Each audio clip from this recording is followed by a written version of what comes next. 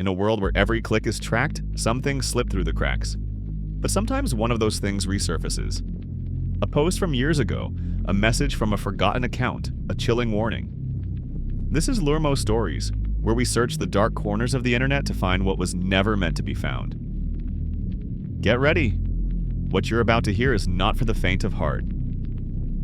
Are you brave enough to uncover what was hidden?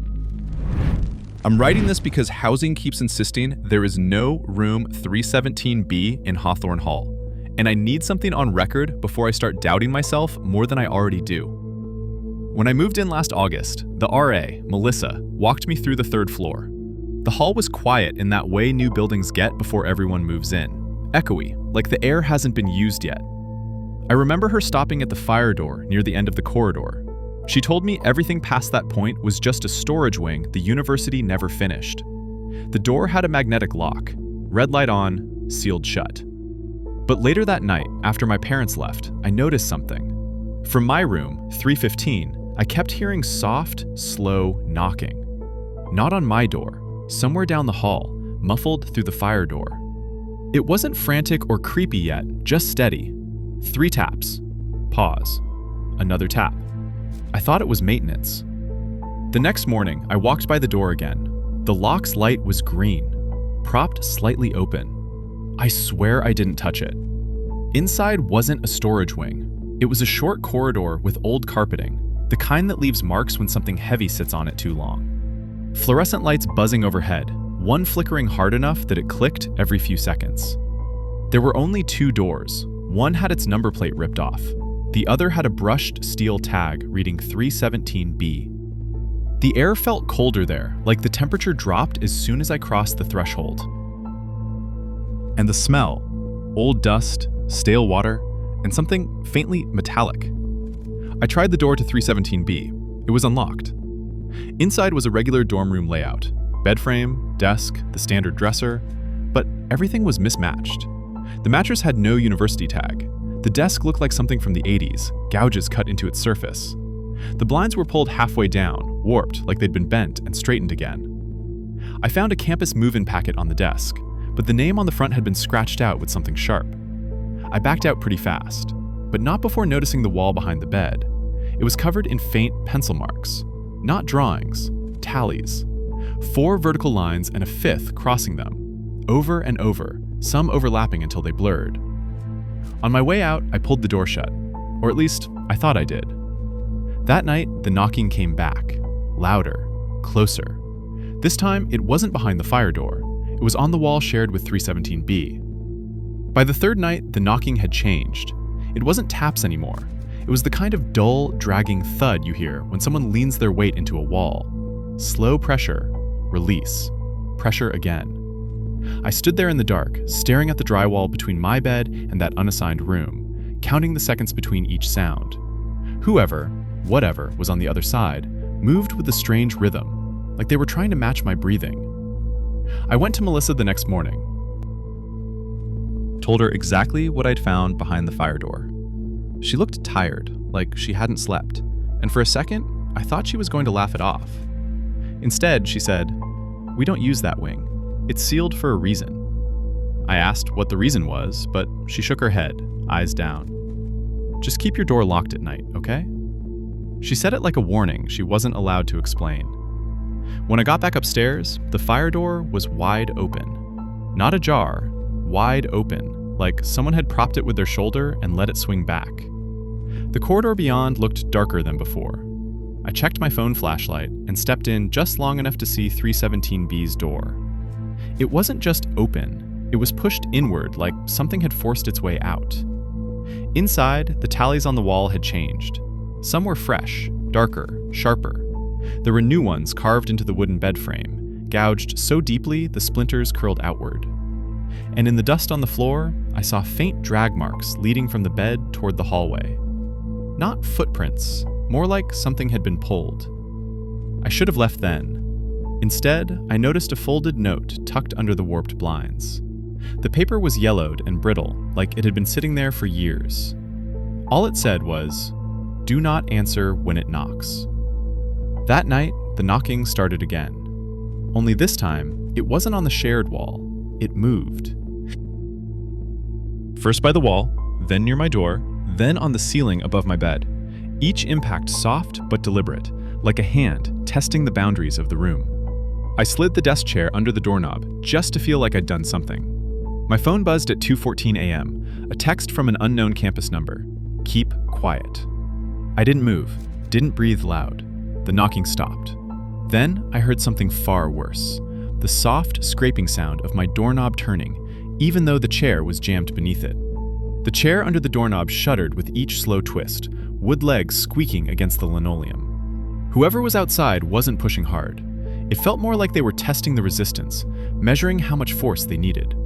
The metal lock clicked, not unlocking, just shifting, like it was being pressed from different angles. I stood across the room, watching the knob tremble in the dark. Then everything went silent. Not campus quiet, silence, like the building itself was holding its breath.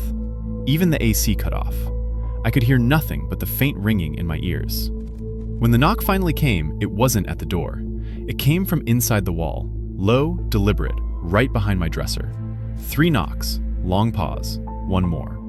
I didn't move until sunrise. When I finally opened the door, the hallway looked normal. Students passing, the RA's bulletin board half fallen, fluorescent lights humming like they always did. For a moment, I convinced myself I'd imagined everything. Until I turned toward the fire door. There were footprints on the floor. Bare ones. Dusty outlines leading from 317B's corridor to my room. They stopped right at my doorframe, toes pointed inward. I went straight to housing, told them everything, down to the text message. The woman at the desk typed while I talked, but her expression changed when I mentioned the room number. There is no 317B. Hawthorne Hall ends at 317A. She said it firmly, like she'd had to say it before. I asked to be moved to another building. She agreed too quickly, printed the form, and told me to wait outside while she checked something. Through the frosted glass, I could see her making a call. Her silhouette kept glancing at the doorway, like she expected someone to walk in. Before I left, she handed me a sealed envelope. "Give this to your RA," she said. "It's for her records." I didn't open it until I was in my car that night, refusing to stay in the dorm another minute. Inside was a single sheet of paper, university letterhead at the top, dated 1998. It was a closure notice. Effective immediately, room 317B is decommissioned due to ongoing incidents of occupant disturbance and repeated unauthorized egress. No further assignments are to be made. Maintenance is instructed to secure the room until demolition. At the bottom, someone had written by hand, "If knocking persists, do not engage. It responds to acknowledgement." I called Melissa to ask what she knew. She didn't answer. Later, I learned she'd requested a transfer to another hall that same afternoon. The only thing I kept from that building was the note I found under the blinds. The brittle one from the room that doesn't exist. "Do not answer when it knocks." I didn't answer, but it found my door anyway. And last night, 2 weeks after moving out, I heard the same pattern on the wall of my new room. 3 knocks, pause, 1 more. The trail beyond the Northern Ranger Station isn't on any of the public maps, but every ranger knows it's there. A narrow service path that cuts through old-growth firs and climbs a ridge no one has a real reason to hike. I was assigned to inspect storm damage, check for blowdowns, standard post-rain work. I signed out at 0640, radio checked, pack light. Nothing unusual. About an hour in, the forest quieted in that way it sometimes does, like the air turns thick and the trees lean in. Wind dies, birds stop. Just you, the wet soil, and your own breath. Happens often enough that I didn't think much of it. But then I noticed something odd. Fresh boot tracks on the trail, deeply pressed, like someone moving fast. Not one of ours. Tread was wrong, heavier, almost uniform. At the ridge crest, the smell hit me first. Old smoke. Not wood smoke, but something stale, like someone burnt trash long ago and the odor got trapped in the bark. The station map didn't list any structures past this point, yet through the trees I saw a roofline, dark, low, and too square to be a hunter's shack. The cabin sat in a clearing where the underbrush had been flattened in a rough circle. No footprints, no tire marks, no sign of how anyone got materials up here. Just a single door and 2 narrow windows boarded from the inside. The boards looked clean, newer than the rest of the structure. I radioed it in, but all I got was static. Not the usual patchy interference. This was a full wall of sound, like the frequency itself had been swallowed. I stepped closer to try again and felt a faint vibration under my boots. My first thought was groundwater moving under rock, but the rhythm was wrong, too patterned, almost like someone shifting their weight inside. The door had no lock, just a rusted latch. I wasn't planning to open it. My job was simply to record, mark coordinates, report later. But as I approached the western window, something moved behind the boards. Quick, subtle, like a shoulder turning. I called out, identifying myself. Standard procedure, voice steady. No reply, but the vibration stopped, completely. Then the boards tightened. I heard them strain, as if whatever was inside leaned its full weight against them to stay hidden. That was enough for me to step back, slow and measured, reaching for the radio again. Still static. Before leaving, I marked the cabin on GPS.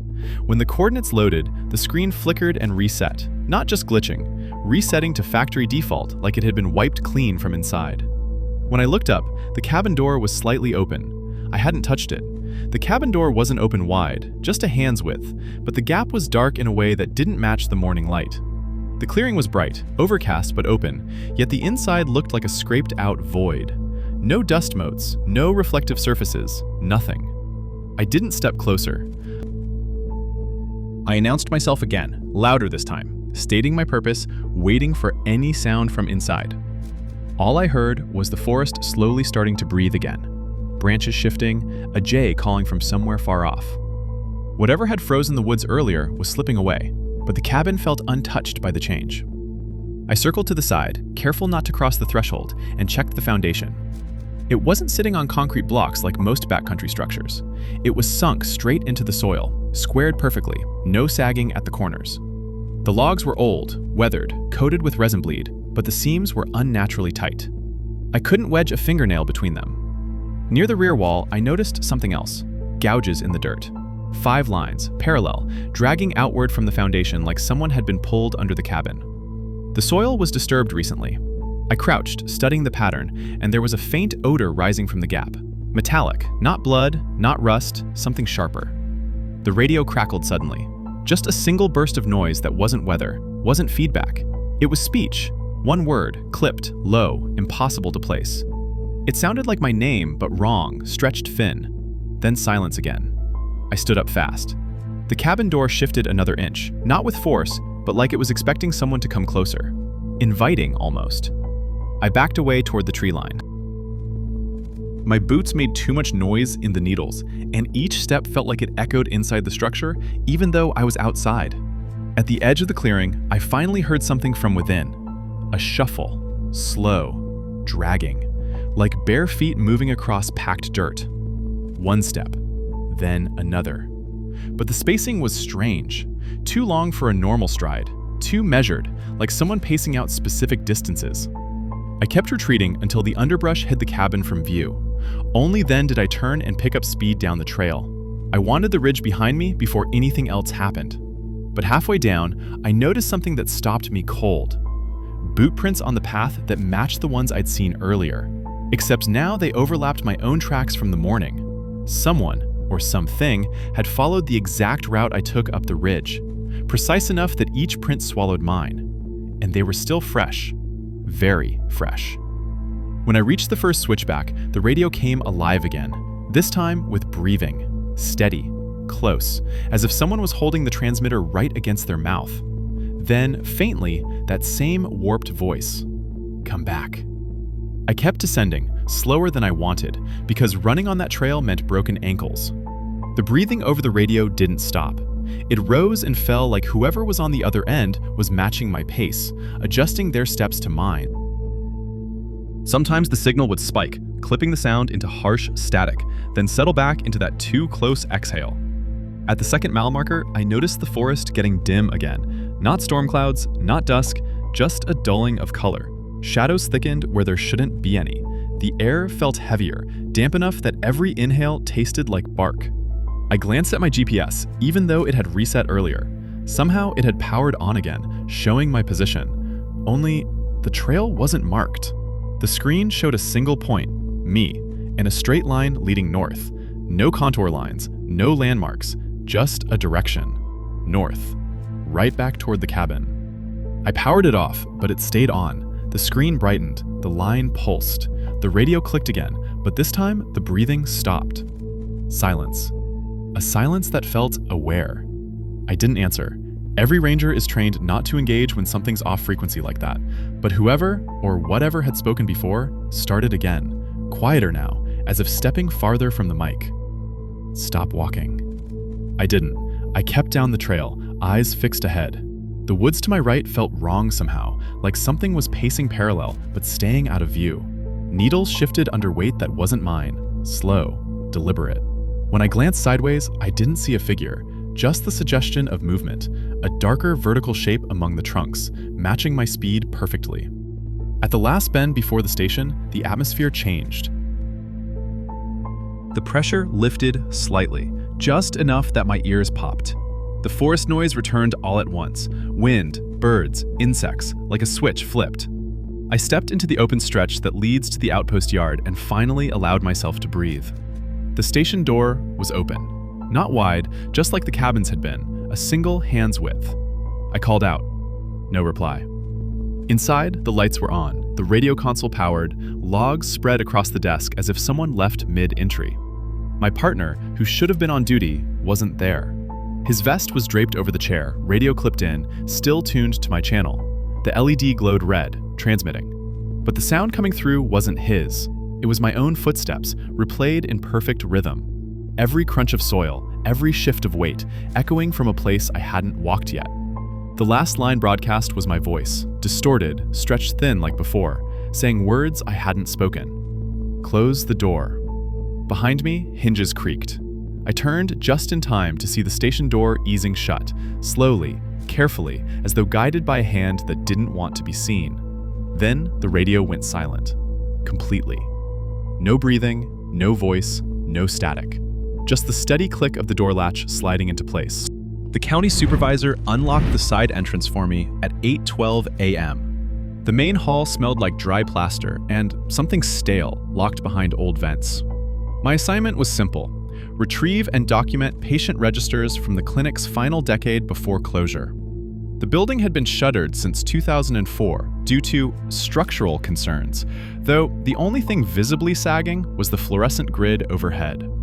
I worked alone. The clinic was outside town, past the river bend, where no one walked unless they were lost. No cell service inside.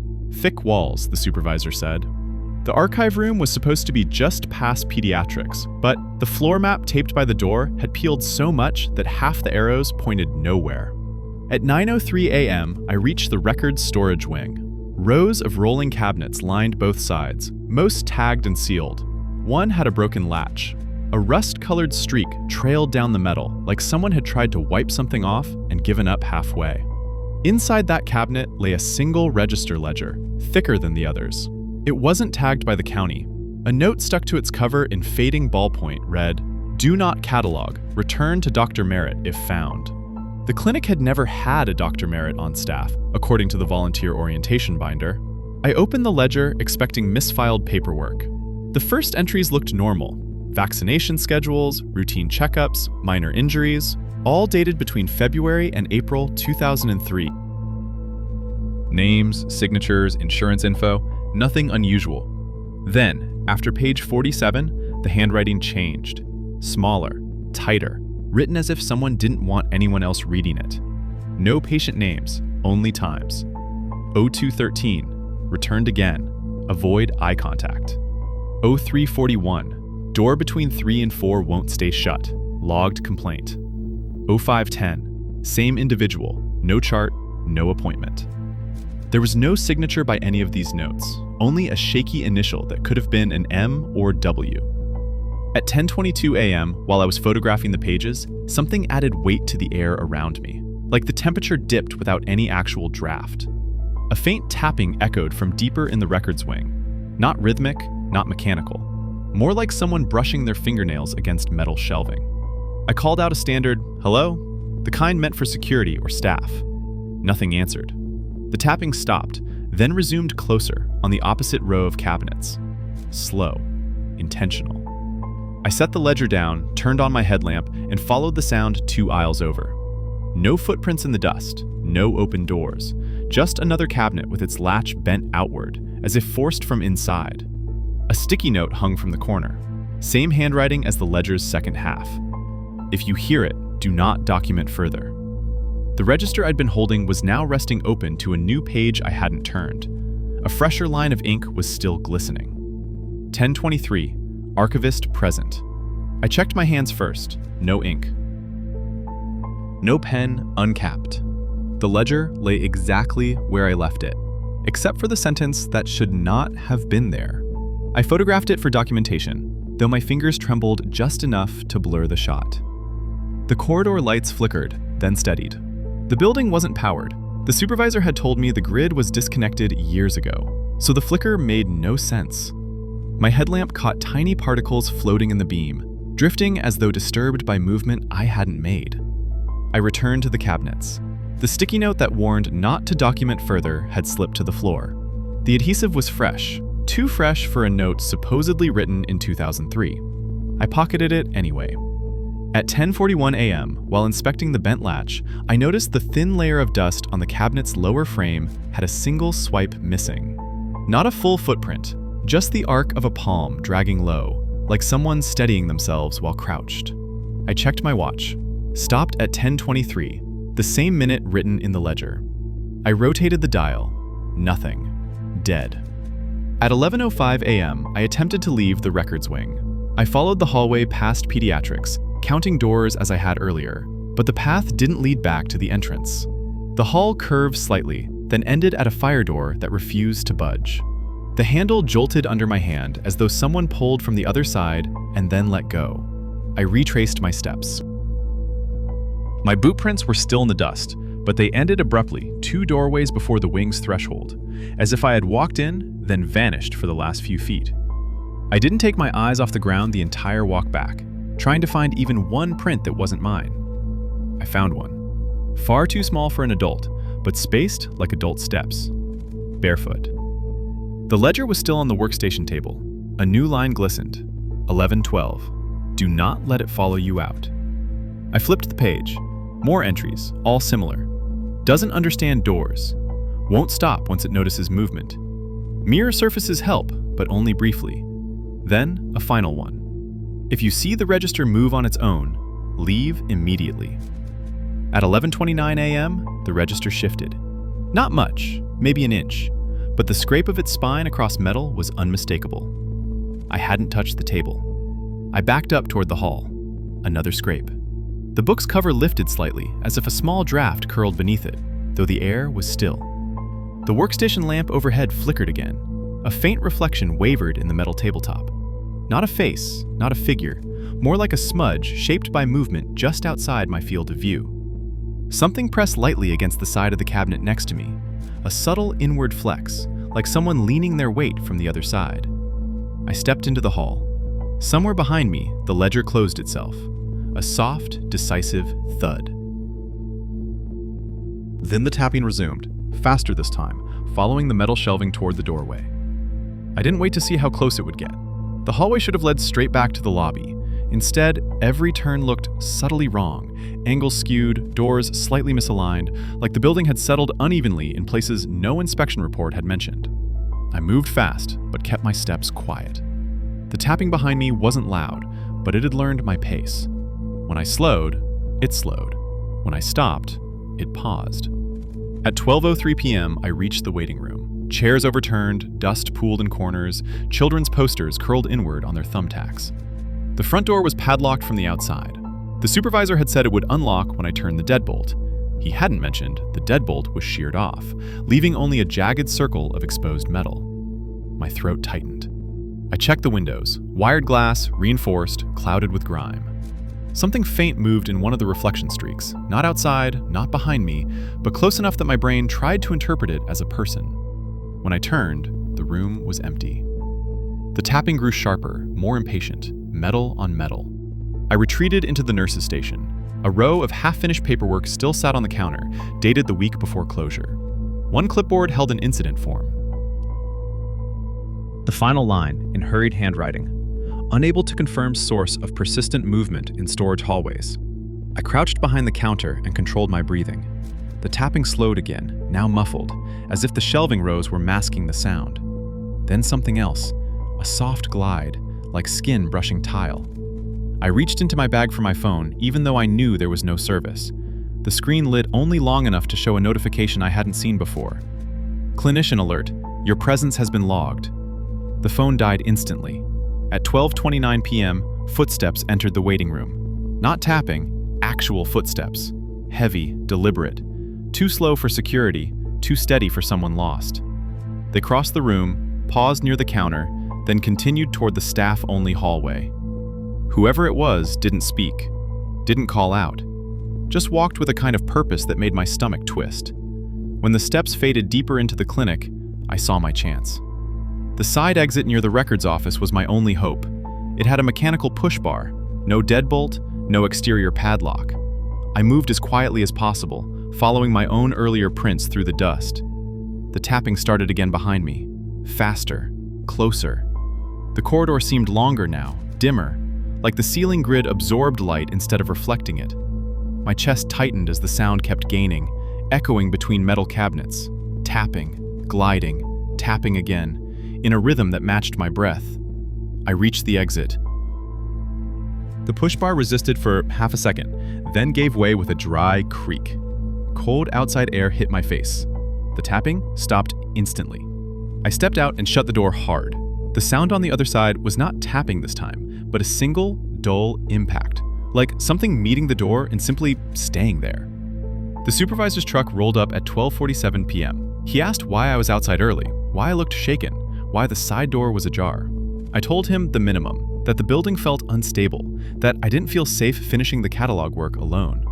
He nodded slowly, then said something that keeps replaying in my head. Funny thing, every volunteer who works that wing leaves early, always says the same thing.